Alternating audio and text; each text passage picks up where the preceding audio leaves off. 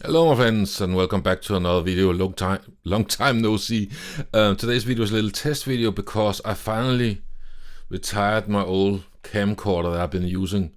Well, I used it as a camcorder back in 2012, and since the beginning of the corona it has been a webcam sitting on a do I have one on loose? No, I have. It has been sitting on a Elgato Camlink 4K, but I noticed that it has been degrading a lot lately, and it has looked more and more beige. So now I'm testing the Sony ZV-E10 as a streaming camera. I've heard a lot of good things about it for that use, also that it might overheat. So yeah. So right now I'm doing a few recording tests. This is recording in 4K in OBS, but the output of the camera is in 1080p. I mostly only want to use 1080p.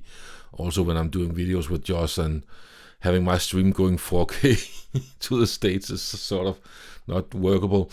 Anyway, so this is 1080p all the way through, recorded in 4K though on OBS on my Mac Studio. So what I'm going to do now is a number of tests. First up, I want to see, is there any change to setting the recording resolution in the camera to 4K? I know it can only record 25 or 30 frames per second, 25 in Euro, 30 in the US. So in 1080, it should be able to record in 50 frames per second. So anyway, I'll get right back to you, and I'll change the recording resolution, not the output of the HDMI, to 4K. Same setting in OBS in OBS now. Same setting in OBS now. I am now having the camera to record in still.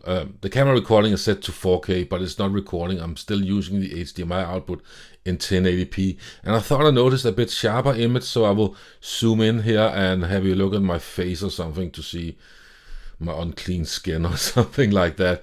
And for reference, in the end, I'm going to record with an output in 4K. And I will say that my Mac actually handles Elgato Camlink 4K better when I'm switching resolutions. My PC, Windows 11, everything crashes and I have to restart OBS.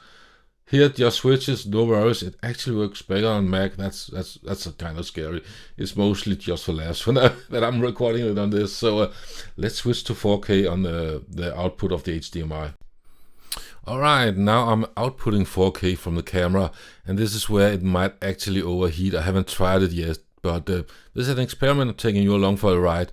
I think I can see it on the screen already that it is clearer, and I think also just by looking at it, I can see a difference from the camera set to 4K and 1080, even though the output was 1080.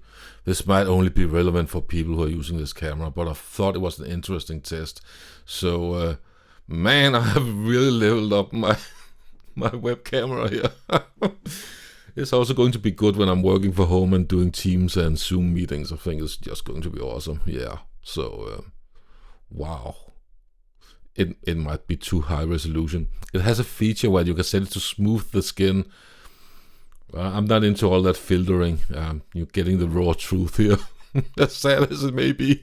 See you around. Cheers. Alright, just for old time's sake, here's my old camera I showed you earlier. Well, it's not terrible, actually. It's not super bad, now when I look at it.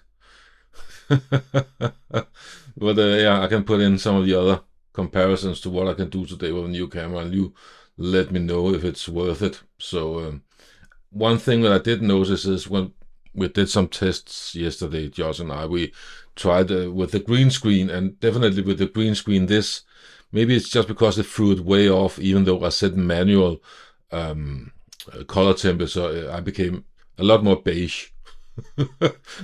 So it definitely doesn't like when the green screen is behind me. So that's the difference. Yeah.